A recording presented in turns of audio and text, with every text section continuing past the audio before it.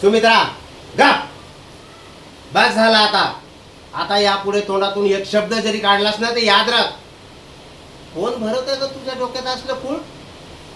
असले विचार कोण तुझ्या डोक्यात भरून देतात? रोज रोज रोज आपलं तेच. अगं श्रद्धा अंधश्रद्धा शकून अपशकून असं काहीही नसतं.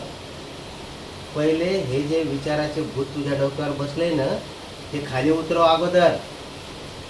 अशाने वेळ लागेल तुला, वेळ. आणि हो, मी आलो तेव्हापासून बघतोय तुझं खातानी पितानी उठतानी बसतानी सारखे सारखे तेच विचार असतात. तुझ्या डोक्यात दुसरे विचार घुसत नाहीत का ग? असले विचार तुझ्या मनात पण शिवत नाहीत का? नसणार ना, कारण तुझ्या मनात सारखा तोच विचार चालत असतो. आणि हो, ते अपघाताचं जर म्हणत असेल ना तो ह्या कारणाने झालेला नाही हा.